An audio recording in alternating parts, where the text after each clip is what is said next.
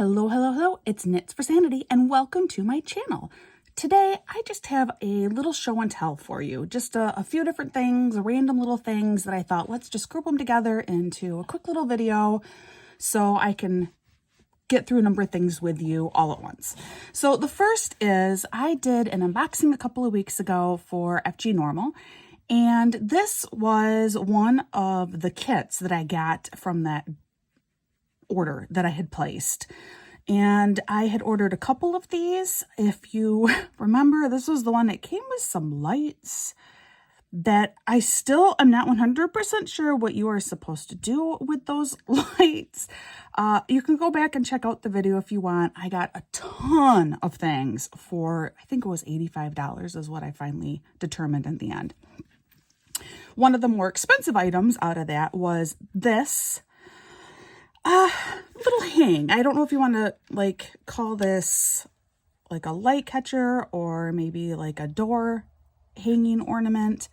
But regardless, I got this one that's spring and I got another one that's winter themed, and I really loved it. Thought it was beautiful and decided I wanted to quickly whip one of these up just to see what I thought. And I actually think that this is going to be a Mother's Day gift for my mom. I wanted to keep it, but as I was putting it together, I'm like, no, this really looks like my mom, and I can find something else for myself. Besides, I have one that's like spring, summer, and I have one that's winter, and I really feel like I need one that's fall too. So if I can't get like all the seasons, it's not a complete set in my mind, and I tend to struggle with that. So anyway, now, a couple of things about this. The first is I had a major error myself. If you have never done this yet, diamond painting, you are super duper lucky. If you have never diamond painted before, this is your warning. So the way that this comes is there's just one thin little plastic sheet that covers the whole thing. And really the only way that you can work on this is to remove that whole sheet and then lay down all of one color first and then the next color. So you have to really work on the whole thing at one time. It doesn't make sense to just peel it back bit by bit. So I had taken it all off. And then a child came over and she needed help with, she had a letter she had to mail out, and so I had to find her an envelope, and I got busy and distracted. And next thing I know, the envelope that I had pulled out for her was right here over this piece. Paper on an exposed diamond painting canvas, or, like this is, acrylic, is not good. I did not cry, but I did think that this probably was going to be a lost cause of an item. I very carefully peeled back and ripped off all of that paper from that envelope. Of course, getting my daughter a new envelope. I spent a long time doing that. There are still a couple of sections where I feel like there's still a little bit of paper left on there. Then there was enough adhesive left on here that I felt like, let's just go ahead and lay down all of my crystals, but let's do it as fast as we can. So I did that. I very quickly put this all together, and then I sealed it, and hoping that by sealing these diamonds in place, because a lot of these crystals, because of that paper, a lot of that adhesive was removed, and I don't have, you can buy adhesive that you can apply. However, it's generally made for a canvas, and so I wasn't even sure how it would work on plastic like this. Regardless, I don't have any of that adhesive. I have actually looked in a couple of stores to get it, and it's always out of stock. So I'm going to have to look at an actual like craft website to probably get some. Regardless, even if I did have it, I was not sure how well it would work in this case. But with laying down the drills super quickly and then quickly sealing them, and I just used, this was the sealer that I used. It's called Diamond Painting Sealer. It is nothing special. You can find this and lots of products like it on Amazon, which is where this came from. And I used a little foam painter's brush, And instead of, you know, like wiping like what you would normally do with a diamond painting, I was a little bit more intent with making sure that I had the glue on every drill with this. And I let it dry, and then it has been hanging up in my window for the last day just to kind of test it out. And so far it's still put together, and I really like it. I think it looks really pretty. I had plenty of drills. I had leftovers for every single type of crystal on here, including my specials, which is rather rare. You don't generally have extras with your specials, so that was pretty cool. You know, the stuff that I don't like is minor, and it's my own fault. You know, the things like I still see a couple of places where I feel like, oh, I think that's, you know, a paper smudge. Like I'd ripped the paper off and tried to get it all off, but like it still looks a little funky. And then with having to seal it in, and really, I mean, I was pretty heavy with the sealer just because of the fact that I was looking at very little adhesive left on large sections of this. Some of these crystals, particularly these really big ones, they got kind of a weird spotty residue left behind after the glue dried. And I worked really hard to try and kind of like buff those up, hoping that it would help control it. I mean, it's not bad. And honestly, when it's just hanging, I don't think anyone else is going to notice that. But, you know, it's the little things. So this is item number 1, and I will go ahead and I will try and find this item back on the FG Normal website and give a direct link to this particular item if that would interest you. But it was a fun little project. This chain is quite lovely. It's very thick. It's very secure. I do think that a few of these crystals over here, especially, and probably this one large one over here, will eventually fall victims to the chain, just because of how it's designed. But I don't feel like that's going to be a major issue. All right, so moving on. The other thing I wanted to show you is I had labels made. I found a company called Labelin' Us. I think it's Labelin' Us. How come I now... It will be in my notes. Again, I always encourage you to look at my notes because that's where you're going to find all kinds of information, including links to where you can actually find the products that I use or, you know, that kind of information. Anyway, and I've always wanted to make stickers with the logo that my daughter created for me. Now, I have no actual use for these. I don't sell any products. But I've always wanted to put her art and, you know, especially my logo into a sticker format. And so this company, they did a fantastic job. I will remove one here, try and tell you a little bit more about it. You know, it comes on a roll like this. You have a couple of different options for the paper quality that you want and several different size options for how big of a sticker you want. And they let you know too, you know, like this sticker is a quarter equivalent. This is a $50, you know, so you understand conceptually the size that you're getting. Nice and sticky. And it is so cute. Look at how cute. It turned out perfect. It did my daughter's art full justice. I just thought it was really cute and something that I wanted to share with you. I just stuck it on my diamond painting notebook. As for what I'm going to do with, I think I got like 200 stickers. I don't know what I'm going to do with 200 stickers. But I'm really happy to have them. So I'm going to link to this company in my notes below as well. So go and check them out. You know, if you want a sticker, let me know. There's got to be a way that I can mail stickers out to people. All right. So then lastly, the Xyron, which most people know them for their sticker makers, you know, like this is one of their little sticker makers right here, the Xyron. Every once in a while, I go and I check out their website because they are known to have some just amazing deals sometimes, just phenomenal deals. And I found one where you could buy a package of these a set of 4. And what do they call these?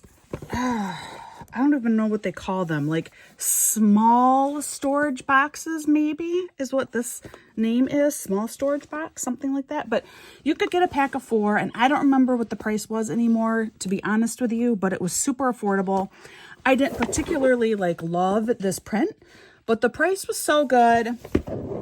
I thought, I'm just going to get them because it was like 60-70% off. So I got them. They came in, and I put one together right away, and I thought, this is really nice. Then, so this is like a 2-part here. So then the other thing is, I was at a Dollar Tree. I never shop at Dollar Tree. It's the way that it smells. I just don't like how a Dollar Tree smells. But my husband had dropped me off, and the store that dropped me off at ended up only closing in like 10 minutes. So I had to walk down the strip mall, and there was a Dollar Tree, and I went in while I was waiting for him to come back, and I saw these. Okay. 10 reusable mini containers and lids. Okay. This is the packaging. This is so Dollar Tree looking packaging quality. But I was looking at this, and I thought, look at the size of this. This is a phenomenal little size plastic, isn't it? And it's 10 for $1.25. You cannot find storage cheaper than this. So 10 little containers for $1.25. Well, I just bought one package at the time because, I'm not going to buy everything and then end up not using them, right? So I just bought one package, and when I got home, I put them in one of these and discovered these fit perfectly. I can get 45 containers in one box. Perfect fit. And I'm going to show you now how you put this together and how you line up this with these. So this is going to be kind of on fast forward, and then I'll show you what it looks like in the end. The other thing I should mention, the reason why I bought these originally, because obviously these came second, is these containers came with dividers already available. So in this package right here, this makes up dividers that, all right, so this sits down in the main part of the box, and then there are these that you can fold and stick in here. I mean, this is the top, not the bottom of the box, because I haven't put the bottom together. But then you have, you can make dividers in here. So I bought these thinking of Add More Zest's storage method with her drills, which this would still work quite well with that. But then I found these containers. Anyway, I'm just going to now put this together, and then we'll talk after.